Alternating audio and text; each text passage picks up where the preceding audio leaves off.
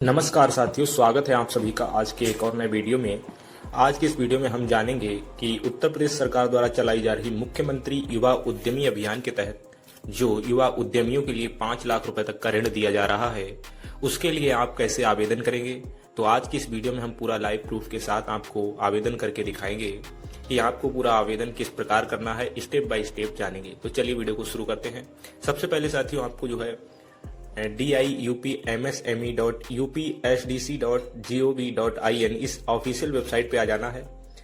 और आप official website पे आने के बाद आपको इस तरह का एक पॉपअप दिखाई पड़ेगा, जिसके यहाँ पर कॉर्नर में आपको दिखेगा रजिस्ट्रेशन बटन। रजिस्ट्रेशन बटन पे क्लिक करना है। क्लिक करते ही आपके सामने कुछ इस प्रकार से इंटरफेस खुलेगा, जहां पे आप देख रहे हैं नवीन उपयोगकर्ता पंजीकरण। आपको इस बटन पे क्लिक करना है। क्लिक करते ही आपके सामने आ जाएगा नवीन पंजीकरण। यहाँ पे आपको योजना का चयन करना है, तो हम योजना का चयन कर लेते हैं मुख्यमंत्री युवा उद्यमी विकास अभियान। उसके बाद आपको अपना आधार नंबर एंटर करना है। आधार नंबर एंटर करने के बाद आपको वैलिडेट बटन पे क्लिक करना है और फिर आपके आधार रजिस्टर्ड मोबाइल नंबर पर एक OTP आएगा। OTP कोड को यहाँ दर्ज करना है और वेरीफाई बटन पे क्लिक करना है। जैसे ही आप वेरीफाई बटन पे क्लिक करेंगे, उसके बाद जो है यहाँ पर आपको नाम वाले कॉर्नर में आपका आधार से फैच होकर के डेटा निकल के आ जाएगा। नाम, आपका जन्म तिथि और यहाँ से आपका पिता का नाम, ये तीनों कॉलम जो है आपके आ जाएंगे। मोबाइल नंबर जैसा कि आपने अभी ऊपर दर्ज किया रहेगा, जो कि आधार से वैलिड होगा, वो मोबाइल नंबर आप यहाँ पर फिल करेंगे और यहाँ पर आप अपना ईमेल ID फिल करेंगे। राज्य आपका ऑटोमेटिक सेलेक्ट होकर आ ही जाएगा। यहाँ पर आप अपना सेक्टर का चुनाव करेंगे, जिस भी सेक्टर में आप जो कार्य करना चाह रहे हैं। जैसे मान लीजिए मैं यहाँ पर अगर agri and agri food business पे जाता हूँ, तो यहाँ पर अगले कॉलम में आपको उद्योग मिलेगा। तो यहाँ पर आपको उसी एग्री फूड बिजनेस से रिलेटेड सारी कैटेगरी के बिजनेस देखने को मिलेंगे। तो यहाँ पर आपको जो है कोई भी एक कार्य को सिलेक्ट कर लेना है, जो भी आपका रहेगा। उसके बाद यहाँ पर आपको अपने जिले का चयन करना है और साथ ही आपको ये कैप्चा इस बॉक्स में फिल करके सबमिट बटन पे क्लिक करना है। तो जैसा कि मैं अपने कर चुका हूँ, तो मैं आपको लॉगिन करके दिखाऊंगा। मैं इसको यहाँ से बंद कर देता हूँ। लॉगिन करने के बाद आपको एक रजिस्ट्रेशन नंबर मिल जाएगा इस प्रकार से, जो कि आपको यहाँ पर दिख रहा है। मैं फॉर्म को फिल कर चुका हूँ। मैं आपको केवल अब जानकारी के लिए दिखाना चाहूँगा। आपको स्टेप बाय स्टेप पूरा बताऊँगा कैसे आपको फॉर्म आगे फिल करना है। तो यहाँ पर आपको पंजीकृत उपयोगकर्ता लॉगिन का ऑप्शन मिलेगा। तो आपको जो है एक पासवर्ड मिल जाता है। तो यहाँ पर आप जो है अपना रजिस्ट्रेशन नंबर डालेंगे, यहाँ पर वो पासवर्ड डालेंगे और इस कैप्चा को इस बॉक्स में फिल करेंगे।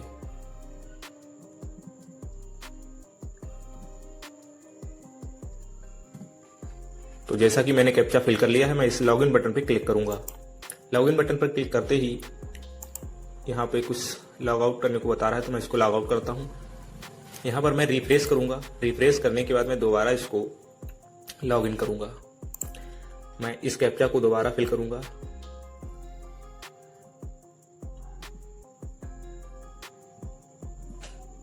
अब लॉगिन बटन पे क्लिक करूंगा। लॉगिन करते ही हमारे रजिस्टर्ड मोबाइल नंबर पर एक OTP आएगा। उसके बाद आप इस फॉर्म को लॉगिन कर पाएंगे। तो मैं जैसा कि OTP डाल रहा हूं,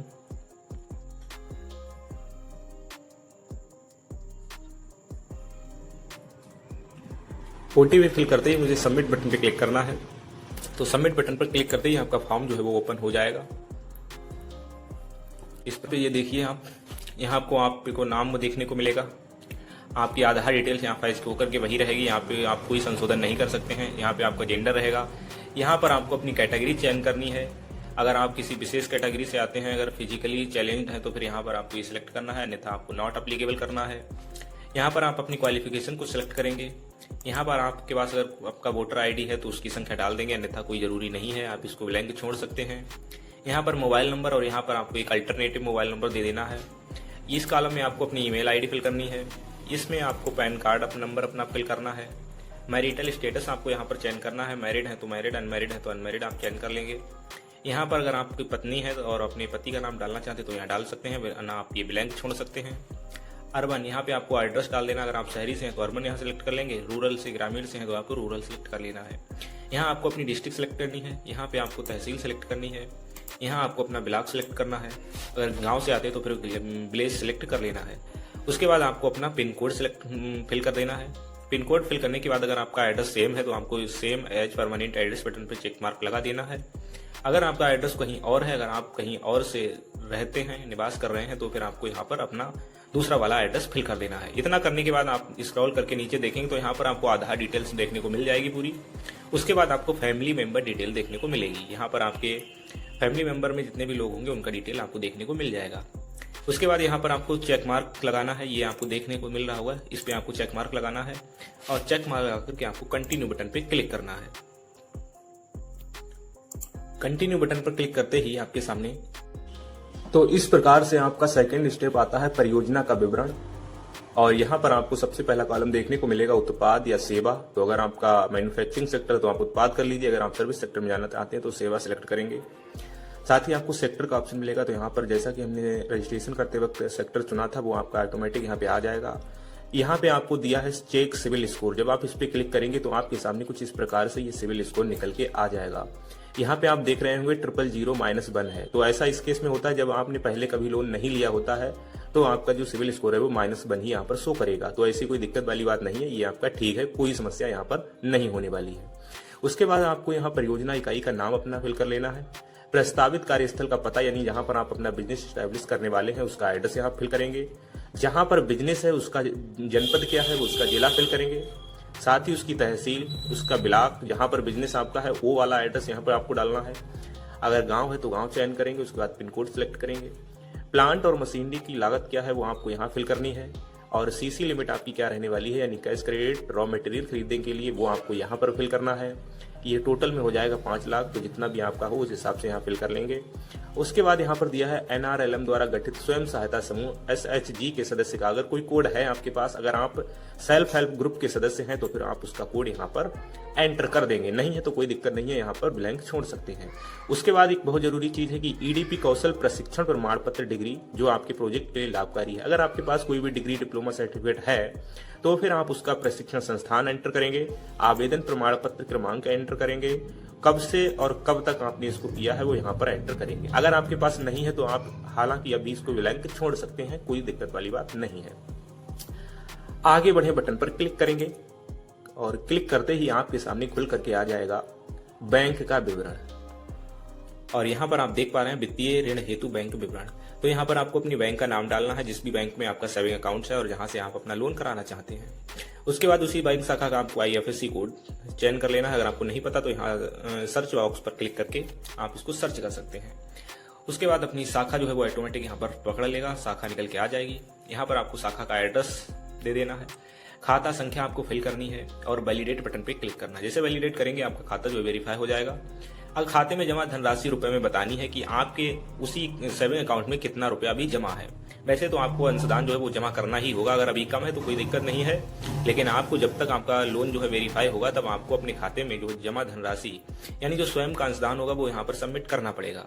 तो जैसा कि मेरे केस में ये 62,500 रुपए है जो कि 5 लाख के लोन पर बनता ही है 12.5% के हिसाब से। यहाँ पे आप देख पा रहे होंगे ये अंशदान जो है 12.5% के हिसाब से यहाँ पर स्वयं का अनुदान रुपए में दिया गया है, 62,500 रुपए बनता है। इतना करने के बाद आप यहाँ पर नोटिस में मैं घोषणा करता हूँ, इस पे चेक मार्क लगाएंगे और सबमिट बटन पे क्लिक करेंगे। सबमिट बटन पर क्लिक करते ही आपके सामने भाग 2 प्रोजेक्ट प्रस्ताव निकल के आ जाएगा। आपको इस बटन पे क्लिक करना है। प्रोजेक्ट प्रस्ताव पर क्लिक करने के बाद आप यहाँ पर देखेंगे कुछ परियोजना से संबंधित और थोड़ा सा विवरण आपको देना है। तो यहाँ जैसा कि आपका लाभार्थी का नाम है, उसके पिता का नाम है, आपको अपना एड्रेस देना है। उसके बाद आपको अपना मोबाइल नंबर यहाँ देना है और उत्पाद सेवा, अगर आप सर्विस सेक्टर से हैं तो सर्विस, उत्पाद से हैं तो उत्पाद, अभी पीछे बटन में आया था। उसके बाद प्रस्तावित कार्यस्थल का पता, आप जहां पर अपना बिजनेस रखना चाहते हैं उसका एड्रेस यहाँ रहेगा और आप जहां रहते हैं घर आपका जहां है उसका एड्रेस आपका यहाँ रहेगा। अगर सेम है तो आप यहाँ पर सेम रख सकते हैं। उसके बाद ये पूछ रहा है निवेश विवरण, प्लांट और मशीनरी उपकरण, टर्म लोन घटक। तो यहाँ पर आपको जो भी मशीनरी लगने वाली है उसका नाम यहाँ लिखेंगे, उसकी कीमत क्या रहने वाली है वो कीमत यहाँ रखेंगे और उसके बाद प्लस बटन पे ऐड करके आप यहाँ पर देख पाएंगे। तो जैसा कि मेरे केस में मेरे पास 2 मशीनें लगने वाली हैं, फूड प्रोसेस मशीन और एक फूड सर्विंग मशीन, जिसकी लागत है फूड प्रोसेस मशीन की 2 लाख रुपए और फूड सर्विंग मशीन की 1 लाख रुपए है। तो जैसा कि मैंने यहाँ पर 2 अपने 3 लाख रुपए के बजट में अपने टर्म लोन को डिवाइड किया है। यहाँ पे आप देख सकते हैं ये जो है 3 लाख रुपए का लोन है जो कि मैंने यहाँ पर दिया है। उसके बाद जो है कार्यशील पूंजी यानी कि जो है कैश क्रेडिट में मैं लूंगा वो मेरा है 2 लाख रुपया, यहाँ पर आप देख सकते हैं। और जो आपका जो है मशीनरी का खर्चा रहेगा वो है 3 लाख रुपया। परियोजना लागत ये कुल मिलाकर के हो जाता है 5 लाख रुपए सॉरी, और आपको जो खुद से लगाना है वो है 62,500 रुपया। बैंक ऋण आपको देगी 4,37,500 और कुल मिलाकर के हो जाता है 5 लाख। अब हम यहाँ पर जो है रोजगार को देने वाले हैं 2 लोगों को। संभावित रोजगार की संख्या हमने 2 रखी है, हम 2 लोगों को यहाँ पर काम पे रखने वाले हैं। इस प्रकार से आप इसको कंप्लीट करके और आगे बढ़े बटन पर क्लिक करेंगे। आगे बढ़े बटन पर क्लिक करने के बाद आपके सामने कुछ इस प्रकार से क्वेश्चन आएंगे निकलकर, इनको आपको बड़े ही ध्यानपूर्वक भरना है। तो जैसा कि आयु आपकी जन्मतिथि के हिसाब से यहाँ पर सेट हो जाएगी, ये कॉलम आपको इसमें कुछ नहीं करना, ये ऑटोमेटिक सिलेक्ट रहेगा। इसके बाद है व्यक्तिगत पैतृक मकान। अगर आपके पास कोई आपका व्यक्तिगत या फिर आपके पिताजी के नाम से कोई मकान है तो फिर हाँ करेंगे, अगर दोनों में से नहीं है तो फिर आप नहीं करेंगे। उसके बाद तीसरे क्वेश्चन पे दिया गया है दिए गए पते पर कब से निवास कर रहे हैं। तो अगर आप 5 वर्ष से अधिक समय हो गया है तो इस पर क्लिक करेंगे, 2 से 5 वर्ष हो गया तो यहाँ क्लिक करेंगे, 2 वर्ष से कम समय से है तो फिर यहाँ क्लिक करेंगे। शैक्षणिक योग्यता पूछ रहा है तो आपके पास इंटरमीडिएट है, हाई स्कूल है या प्रास्नातक, स्नातक, 8वीं जो भी है आप यहाँ सिलेक्ट कर लेंगे। प्रस्तावित कार्य के संबंध में जानकारी और अनुभव आपको क्या है, कोई अनुभव नहीं है, 3 वर्ष से अधिक का है, 1 से 3 वर्ष है या फिर 1 वर्ष से कम है, जो भी है आप इसको सिलेक्ट कर लेंगे। आय का स्रोत आपका परिवार की आय सहित है या फिर कोई अन्य स्रोत भी है तो हाँ नहीं आप अपने अनुसार सिलेक्ट करेंगे। आयकर हेतु मूल्यांकित हाँ या नहीं इसके अनुसार आप सिलेक्ट करेंगे। जीवन बीमा अगर आपके पास कोई है तो हाँ या नहीं इसको सिलेक्ट करेंगे। ऋण प्रदाता बैंक के साथ आपका संपर्क इतिहास 3 वर्ष से अधिक हो गया है या फिर आपका जो अकाउंट है वो आपने 1 से 3 वर्ष हुआ है या 1 वर्ष से कम हुआ है या फिर अभी अभी आपने अकाउंट खुलवाया है। परियोजना की आर्थिक संभाव्यता यानी परियोजना की स्थापना हेतु कच्चे माल, श्रमिक इत्यादि की उपलब्धता और बाजार से नजदीकी। ये सीधे तौर पे ये बोल रहा है कि आप जो रॉ मटेरियल खरीदेंगे वो आपको संभाव्यता शहर से आसपास मिल जाएगा, आपकी बाजार से उसकी नजदीकी है या फिर कहीं दूर से लाना पड़ेगा। तो अगर नजदीक है तो फिर हाँ करिए, कहीं दूर से अगर आप खरीदने वाले हैं तो फिर नहीं कीजिए। कौशल प्रमाण पत्र अगर आपके पास कोई डिप्लोमा है तो फिर हाँ कीजिए, नहीं है तो नहीं कर दीजिए। उत्पादों की बिक्री हेतु बाजार के साथ संबद्धता है तो फिर हाँ कीजिए।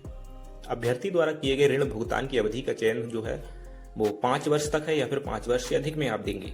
अगर 5 वर्ष तक है तो 5 वर्ष कर दीजिए। अगर आपको लग रहा है कि मेरा बिजनेस जो है अभी धीरे धीरे बढ़ेगा, मैं 5 वर्ष तक नहीं कर पाऊंगा तो आप 5 वर्ष से अधिक कर दीजिए, क्योंकि इसमें ये होगा 5 वर्ष तक का आपका कोई ब्याज नहीं लगेगा, लेकिन उसके बाद आपको ब्याज देना पड़ेगा। तो आप अपने अनुसार देख लीजिए।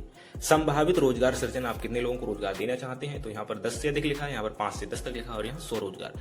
अगर आप खुद ही कर लेते हैं अकेले तो फिर 100 रोजगार कर लीजिए। अगर 2-4 लोगों को रखना चाहते हैं तो ये वाला सेलेक्ट कर लीजिए। अगर कोई बड़ी इकाई है तो फिर आप 10 से अधिक सेलेक्ट कर लीजिए। इसके बाद प्रोजेक्ट डिटेल पूछा है तो यहाँ पर फूड डिलीवरी सर्विस यूनिट मैंने लिख रखा है। आपका जो भी है अपने अनुसार इसको फिल कर लीजिए।